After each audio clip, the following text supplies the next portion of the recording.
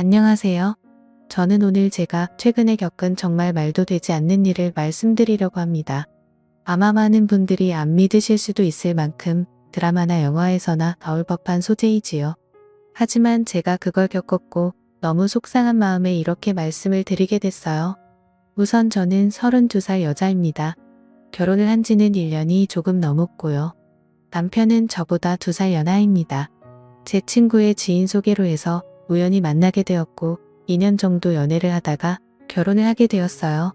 남편은 저보다도 2살이나 연하다 보니까 아직 사회초년생 무렵이었고 그나마 조금 더 안정적이고 자리를 잡은 제가 남편과 연애를 할 때 항상 돈을 더 부담했던 것 같아요. 뭐 그래도 아깝거나 그러지는 않았어요.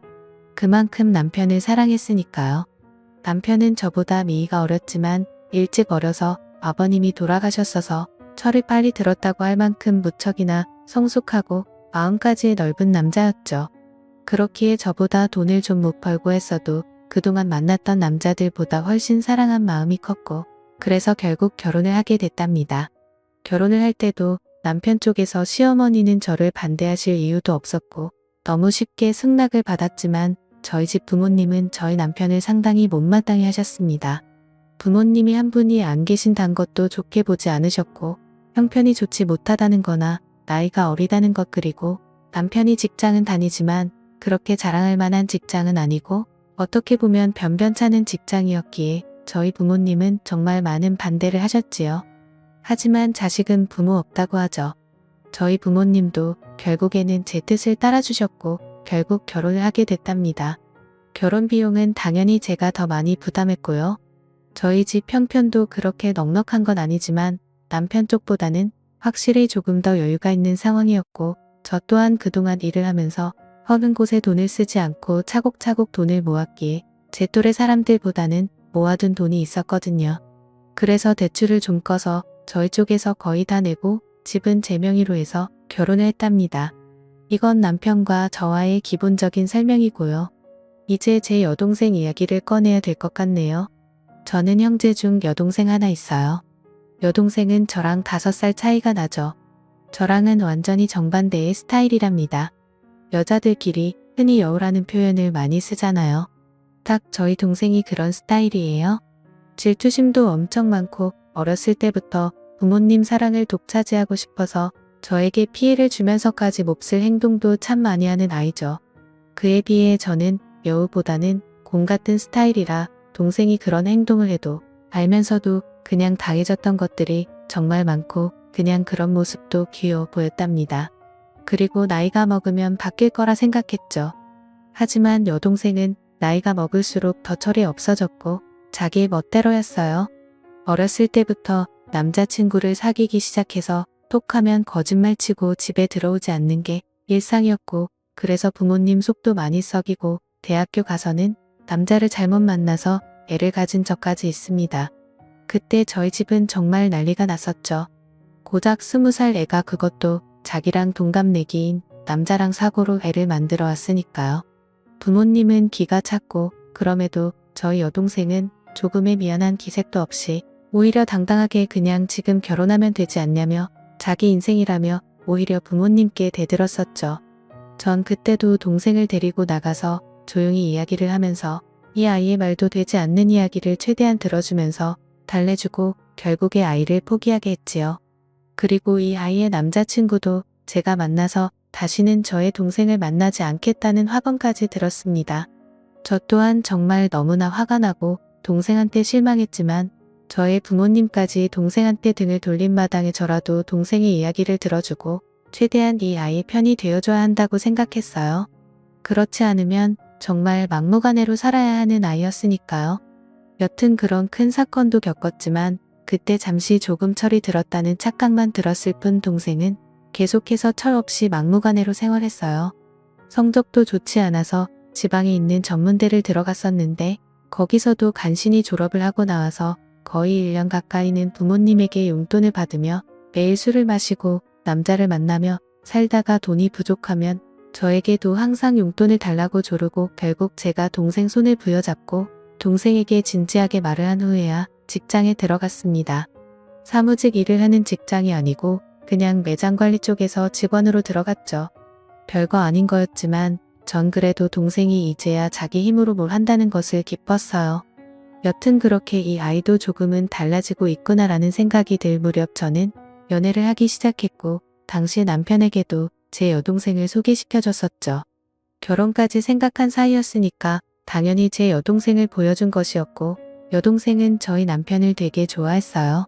앞에서도 말했듯이 저희 남편이 저보다도 성숙한 사람이었고 그렇기에 여동생이 저희 남편에게 정말 버릇없이 굴고 예의 없이 행동해도 남편은 다 귀엽다라고 하며 여동생의 응석을 다 받아줬어요. 그러다 보니까 어느 순간부터는 여동생이 먼저 저희 남편을 불러서 같이 놀자고 조르기 시작했고요.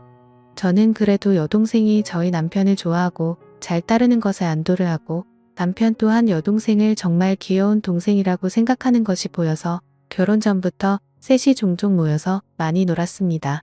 그리고 여동생이 남편에게 따로 연락을 하고 만나자고 전화를 해도 저는 그냥 아무렇지도 않았어요. 왜냐하면 여동생이 워낙에 철부지다 보니까 친구도 몇 명 없거든요. 그렇기에 이 아이에게도 의지할 사람이 필요하고 그게 제 남편이면 더할 나위 없이 좋겠다고 생각을 한 저였습니다. 남편 또한 저에게 여동생과 연락하거나 둘이 만나는 일이 있어도 항상 저에게 말을 했었죠. 그렇게 관계를 유지하다가 결혼을 하게 돼서 신혼여행을 갈 때도 여동생은 본인도 따라가겠다고 엄청 떼를 썼습니다. 그때 정말 애먹었어요. 하지만 남편이 하루 내내 동생을 달래서 겨우 뜨지 말리고 다녀왔지요. 그렇게 신혼여행도 다녀오고 행복한 결혼 생활을 하고 있던 무렵 어느 날 갑자기 여동생이 저희 신혼집에 찾아왔어요. 그것도 아주 밤늦게 말이죠. 저와 남편은 깜짝 놀라서 무슨 일이냐고 물었지만 대답을 하지 않더라고요. 그래서 바로 저희 부모님께 전화를 걸었더니 여동생이 너무 잦은 위박을 해서 뭐라 한마디 했더니 집을 나가버렸다고 하더라고요. 저는 여동생에게 어서 집으로 들어가서 부모님께 말씀드리라고 했지만 저희 남편은 저와는 정반대로 동생을 다독여주며 달래줬어요. 동생은 결국 그날 집에 안 들어갔고 저희 집에서 생활을 하기 시작했답니다. 집에 돌아가도 자기는 또 뛰쳐나올 거라고 차라리 여기서 살고 싶다고 몇 날 며칠을 떼를 써서 저는 끝까지 반대했지만 결국 남편이 허락을 했고 동생은 저희 집에서 생활을 하게 됐지요. 저희 부모님 댁과 저희 집은 꽤 거리가 있었고 그렇다 보니 당연히 여동생은 원래 일하던 곳을 그만두고 저희 집 근처 카페에서 오후에 잠깐 피트타임으로 하는 일을 하며 툭하면 저희 남편에게 연락을 해서 어디 놀러가고 싶다며 애를 썼지요. 그리고 저와 남편이 퇴근을 하고 돌아와서 셋이 집에 있을 때도 동생은 항상 남편 옆에 붙어 있고 저는 집안일을 하거나 떨어져 있었어요. 아니 더 정확히 이야기하면 여동생이 저를 질투하듯이 남편에게 먼저 가서 아안을 떨고 항상 남편을 졸졸 쫓아다녔지요.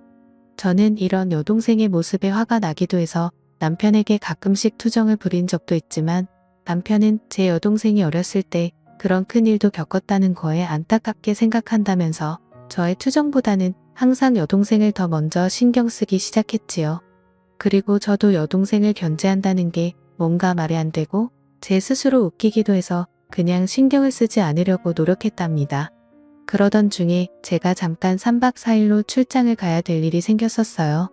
그런데 뭔가 단둘이 집에 남겨두기에는 조금 그랬기에 여동생에게 그냥 이제 집에 돌아가라고 이야기를 했지만 당연히 제 말을 듣지는 않았고 남편도 그 주에 일이 바빠서 집에 늦게 들어올 것 같으니까 저보고 그냥 안심하고 다녀오라는 말을 했지요. 저는 그래서 한편의 불안감을 남겨둔 채 출장을 가게 됐습니다. 출장을 가면서도 계속 남편과 연락을 하면서 갔고 거기서 일을 보는 도중에도 틈틈이 연락을 했어요. 그러다가 거기 일정이 예정보다 하루 일찍 마치게 되었고 그냥 거기서 하루 쉬고 올 순 있었지만 저는 바로 그날 출발해서 집에는 새벽에 도착을 하게 되어서요. 그렇게 집 비밀번호를 열고 들어가는데 우선 눈에 보이는 거실에는 안주거라고 보이는 여러 음식과 함께 술이 있었고 저는 바로 동생 방을 가보았지만 동생이 없기에 불안한 마음으로 문이 닫혀 있는 저와 남편의 침실에 있는 방의 문을 열었더니 남편과 동생이 연인처럼 누워있더라고요. 저는 그 순간 정신이 멍했습니다. 아니, 그 상태로 몇 초 정도를 아무 말도 못하고 있었던 것 같아요. 그리고 나서 정신이 번쩍 들었고 소리를 질렀죠. 그때 남편과 여동생은 깜짝 놀란 채로 일어나더라고요. 둘이 변명하기도 전에 당황해하는데 그냥 딱 불륜 현장에 들켜서 행동하는 남자와 여자 같더라고요. 저는 그 꼴을 도저히 볼 수가 없어서 집에서 나갔고 그날 제 차 안에서 밤을 새고 그 다음날 집으로 들어갔습니다. 남편과 여동생은 일을 나간 상태였고 집에는 아무도 없었죠. 먹은 것도 깨끗이 치워놨더라고요. 여동생과 남편에게는 계속해서 연락이 왔지만 그 연락은 무시하고 남편에게는 집 비밀번호 바꿔놨으니까 들어올 생각 말고 이혼할 생각하고 있으라는 내용으로 카톡을 보내놓았고 동생에게도 이 사실을 부모님께 다 말씀드릴 거니까 그 더러운 놈과 행복하게 살든 지지고 볶고 살든 네 마음대로 하라고 카톡을 보내놨습니다. 당연히 집 비밀번호는 바꿔놨고요. 그날 결국 남편과 여동생은 제 집에 들어올 수가 없었습니다. 제 여동생은 본가로 돌아갔지만 제가 이미 이런 사실을 저의 부모님께 말씀을 드려놨기에 본가에서도 쫓겨났고요. 남편은 계속해서 오해라며 연락이 오고 있는 상태지만 저는 이혼 소송을 준비 중이랍니다. 여동생과는 연을 끊을 것이고요. 저한테 이런 일이 벌어졌다는 게 아직도 안 느끼네요. 지금까지 제 사연을 들어주셔서 감사합니다.